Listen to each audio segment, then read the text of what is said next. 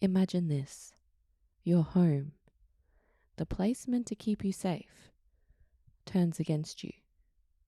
The walls shake, there's voices in the dark, a force so relentless, threatening to tear your entire family apart. This is not just a ghost story. It's a case that left priests, investigators, and even skeptics shaken. A haunting so powerful it made national headlines, inspired books, even a movie. Tonight we're pulling back the curtain on what really happened inside the Smurl family home. The chilling details you won't find in a Hollywood script. So if you're ready, grab a blanket and dim the lights, because the Smurl's nightmare is about to become yours too.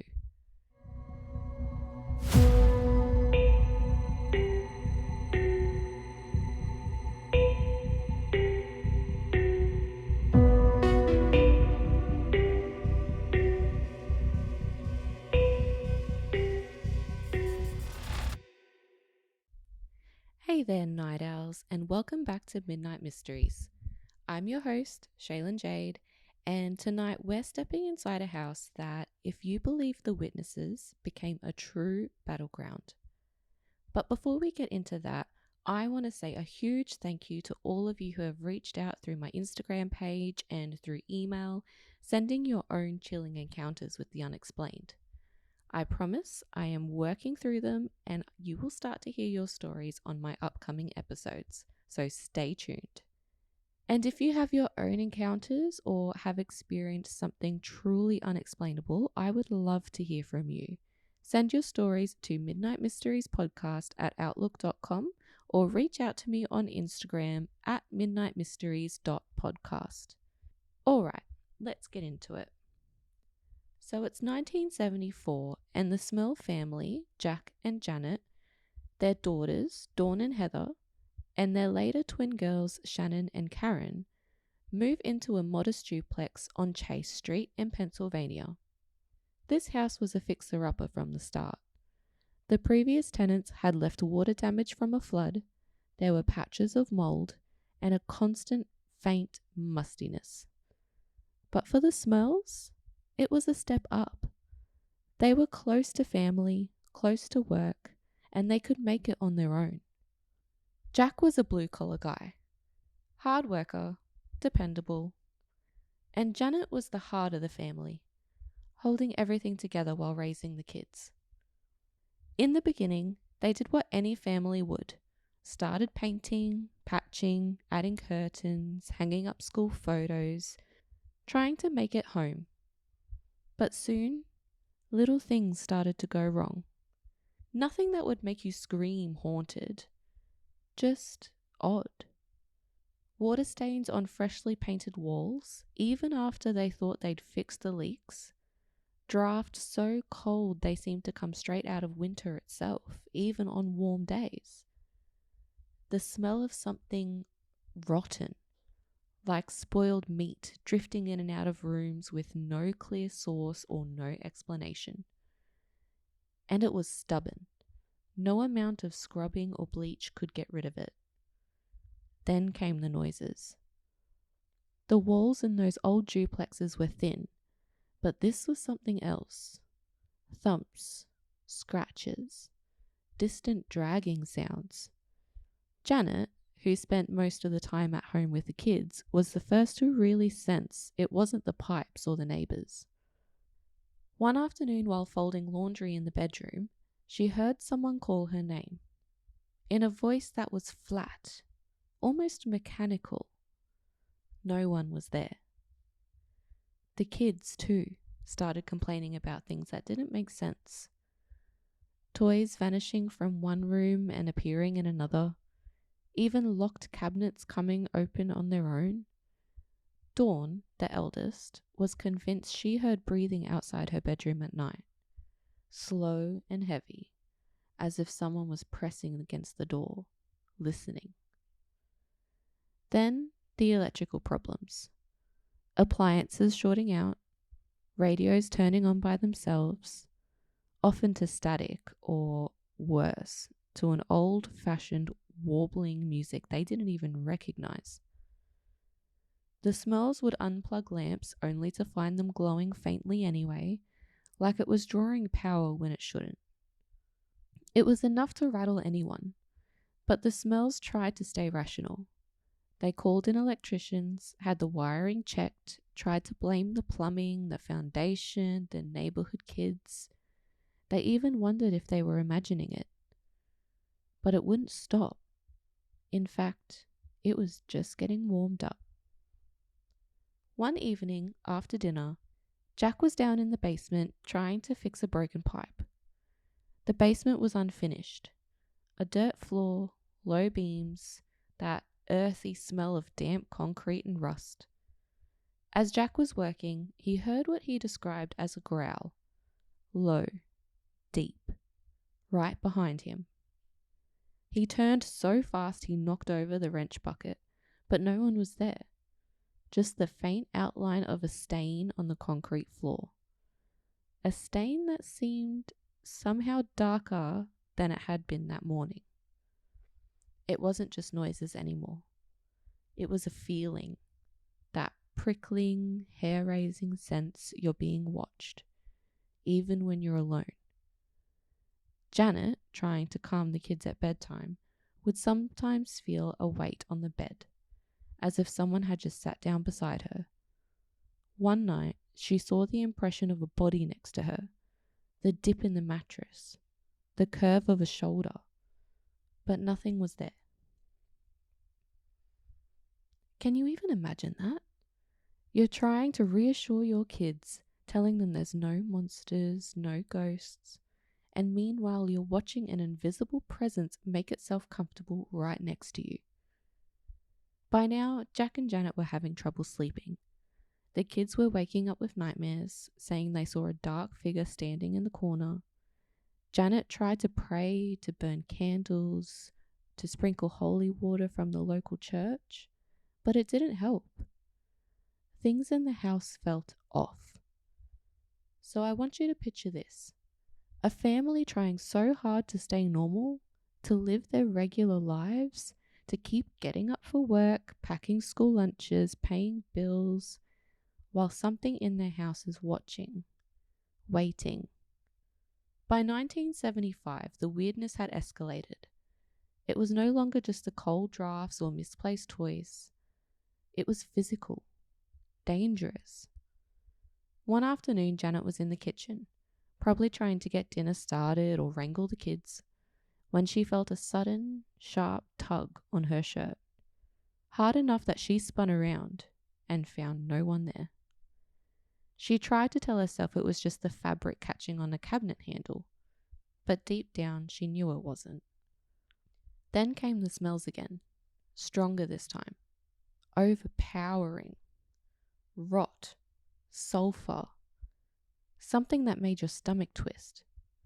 It would show up in waves, chase you from room to room, then vanish like it had never been there at all. And those noises, they turned into pounding, like fists hammering on walls, and then scratching, so loud it seemed to echo inside their heads.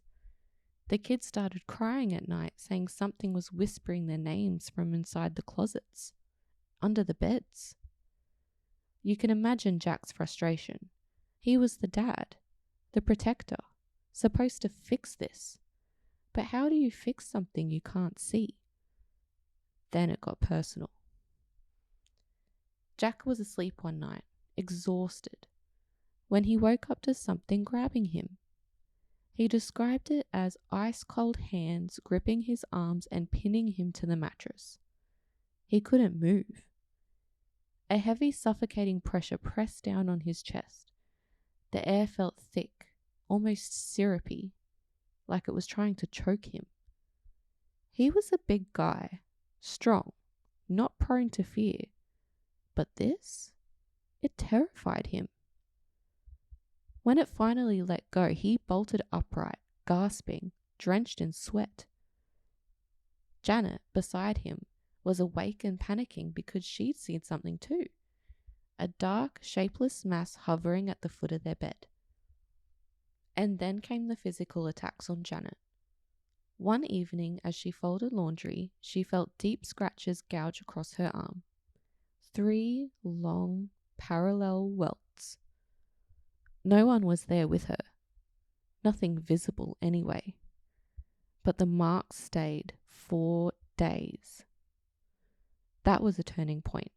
It wasn't just scaring them anymore, it was hurting them. They tried to reason through it. Maybe it was stress. Maybe the kids were acting out and scratching each other. Maybe Jack was dreaming. But in their hearts they knew. Something had moved in with them and it wasn't planning to leave. Word started to trickle out. Neighbours noticed the police showing up for noise complaints, pounding, crashing sounds in the night. Family members who came to stay would leave early, shaken by cold spots, footsteps, and a sense of being watched. Even the family dog refused to enter certain rooms. He always growled whenever he approached the basement door. By now, the Smurls were desperate. They'd tried priests, tried prayers, tried ignoring it. Nothing worked. And with each passing month, the attacks seemed to gather strength, like whatever it was feeding off their fear. This is the kind of haunting that makes your skin crawl, because it doesn't just rattle doors or flicker the lights. It goes after you, your body, your mind. Jack and Janet were determined to protect their kids, but they were running out of answers. And this is where the story really takes a turn, because they decided it was time to call in help from beyond the ordinary, a pair of investigators you might have heard before. They made a decision to reach out to a couple of paranormal investigators / demonologists / clairvoyant, Ed and Lorraine Warren, 2 names that would be recognized by many in the paranormal field. Ed and Lorraine were pretty much the A-listers of ghost hunting back in the day. Ed was a self-taught demonologist, and Lorraine was a clairvoyant and a trance medium. They'd investigated dozens of other cases, so they knew a thing or two about malevolent hauntings. When the Warrens arrived, they didn't come in all skeptical and detached. They took the Smurls seriously. They listened to everything, from the icy hands to the foul odors and even the scratches on Janet's arms. Lorraine, in particular, was deeply affected. As soon as she stepped into the house, she said she felt an overwhelming sense of a dark, oppressive energy. According to her, there wasn't just one spirit. There were multiple entities, with at least one of them being what she called an inhuman presence. So they got to work. The Warrens did their usual, a series of blessings, prayers, interviews, trying to piece together what was going on. Lorraine described seeing black, shadowy forms moving through the house, like something taking shape. Sometimes taking shape almost like people, other times shifting like clouds. The Warrens even brought along a team of priests for a formal blessing of the home. They hoped it might drive out whatever had attached itself to the family. And for a while, things actually calmed down. The house felt lighter, quieter. The kids slept through the night. Jack and Janet could breathe again. But the peace didn't last. A few weeks after the priests left, the sounds came back. The smells came back. That heavy, crushing feeling came back, waking them up in the middle of the night. These kids were seeing shadows, hearing whispering voices. It was like the house had only paused to gather its strength. And if you think that's terrifying, you're not alone. Even Ed Warren admitted later that this was one of the most difficult and dangerous cases they'd ever worked on. At one point, Jack claimed the demon physically assaulted him. It was like the thing wanted to break them, body and soul. The Warrens decided they needed to step things up. More blessings, more prayers, more documentation so they could prove what the Smurls were going through. They were exhausted. They were fighting for their family, their sanity, their home. But what do you do when help from some of the most famous demonologists in the world still isn't enough? Even with all their efforts, the blessings, the prayers, the house cleansings, the activity refused to leave. It seemed almost like the more they tried to push it away, the more determined it became to stay. The strange sounds grew louder. The pounding on the walls got louder. Scratches turned into gouges, and the oppressive stench of rotting flesh seemed to cling to every corner of the house. And then there were the personal attacks. Jack Smurl, in particular, became the primary target. He told the Warrens, and later the press, about being physically and sexually assaulted by what he described as a dark, shadowy figure. It left him shaken and deeply embarrassed. But he was adamant it happened. It wasn't just Jack either. Janet was scratched across her arms, and one night she claimed the entity pinned her down in bed so violently she couldn't breathe, like a crushing weight on her chest. Their daughters continued to have terrifying nightmares, vivid, lifelike dreams of being chased by something faceless. The girls even started hearing their names being called out in the middle of the night. But when they went to check, no one was there. Outside the home, word had spread. The neighbors were talking. Reporters were starting to show up on their doorstep. Some locals accused the Smurls of making it all up to get attention or money, while others worried that if there really was something evil in that house, it might spread. And let's be real, the Smurls weren't exactly keen on the attention. They weren't charging admission, they weren't selling souvenirs, they just wanted their lives back. The Warrens, desperate to help, brought in even more priests to try a formal exorcism, and they documented everything. The smells, the scratches, the sounds, even objects levitating. But every time they seemed to make progress, activity would ramp up again, almost like the entity was mocking them. Some nights, the Smurl stayed with relatives just to get a break, but even then, the activity seemed to follow them. It was relentless, and you can really sense the exhaustion. Living in that state of constant dread, waiting for the next attack, never knowing when or how it would come. In one especially disturbing moment, a priest reportedly witnessed a dark mist swirling through the house while they prayed. He described it as having a consciousness, like it was aware of them, watching, waiting. By this point, the Smurls were out of options. They'd call in the church, the Warrens, reporters, neighbors, anyone who might help. But the entity or entities simply would not leave. By this stage, the Smurl family was completely drained.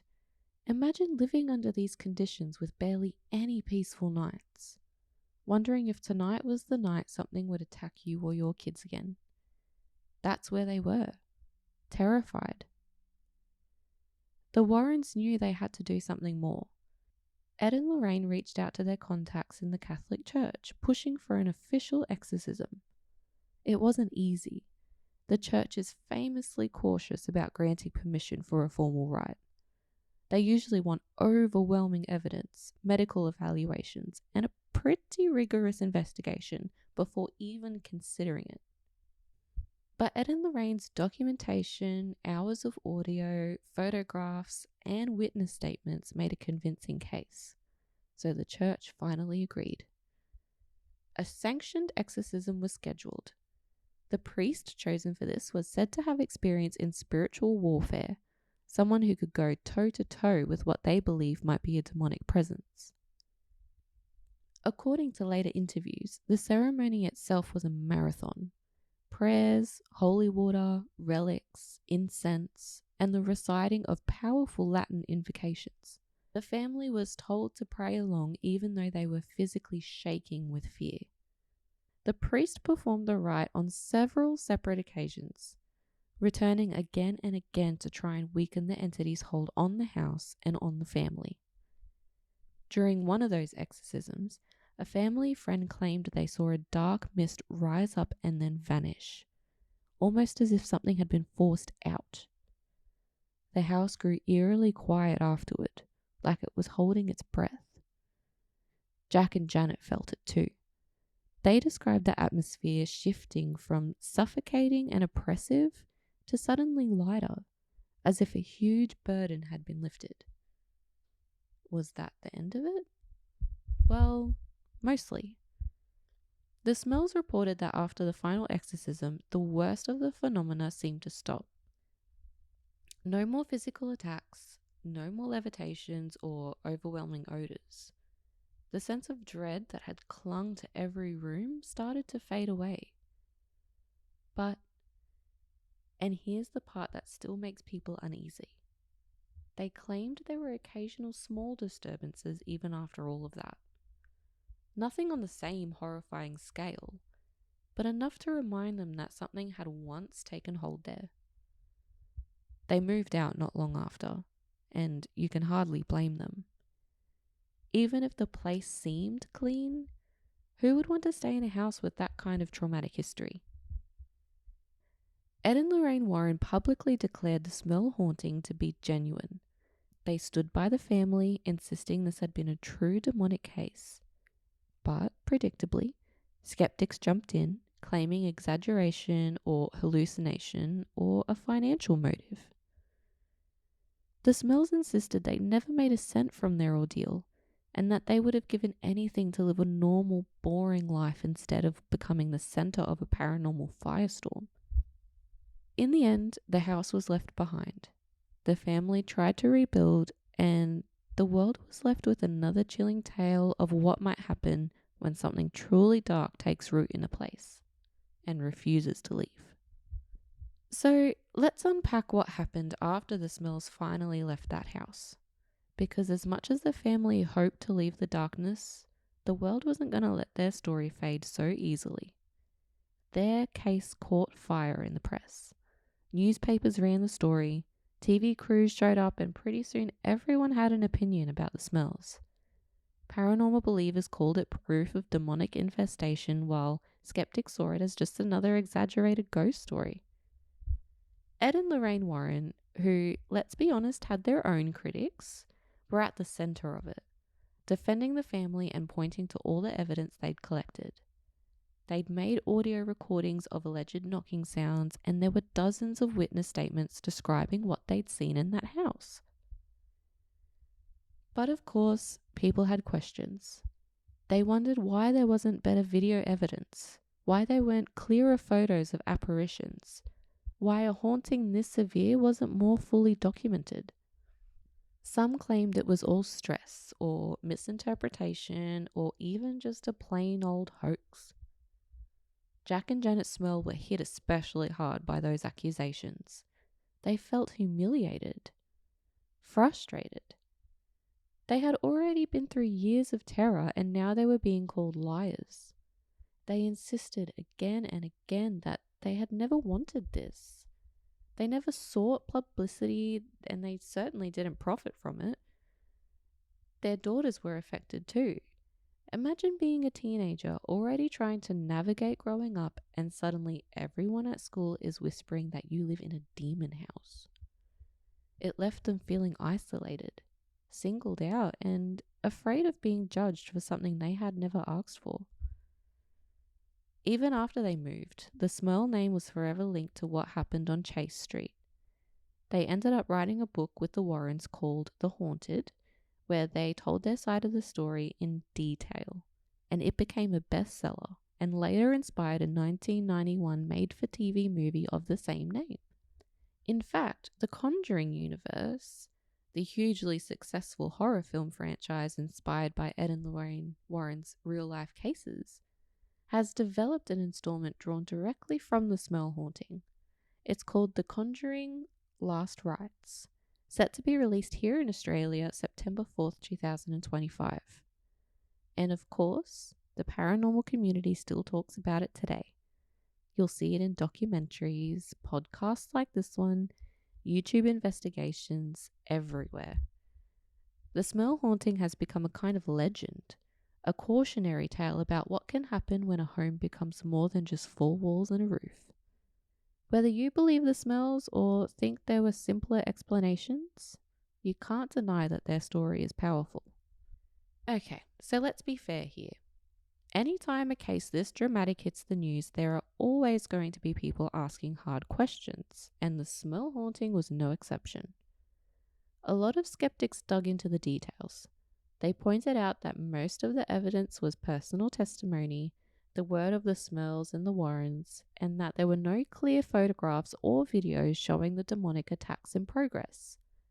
That left a lot of people thinking, if the activity was that extreme, shouldn't there be more concrete proof? Some critics also looked at the timeline. They noticed that the family was going through stress, financial problems, health challenges, even a difficult home environment. Some wondered if that kind of stress could have sparked psychological disturbances or made the family interpret normal noises or random events as something far more sinister. Then there were the accusations of the Warrens exaggerating. The Warrens had been involved in other controversial cases like Amityville, which already had its fair share of doubters. So naturally, their presence on the Smurl case made some people suspicious that maybe things had been blown out of proportion. You also had neighbours who told reporters they'd never witnessed anything strange at the house. They said the Smurl seemed perfectly normal and that they hadn't noticed any odd happenings themselves. That fueled the argument that this might have been a mix of stress, suggestion, and maybe even sleep paralysis, which can feel terrifyingly real and leave powerful memories. But here's the thing. Despite all those alternative theories, the Smurl family stuck to their story until the end.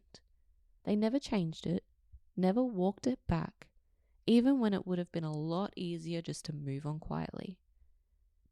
Alright, let's bring this one home.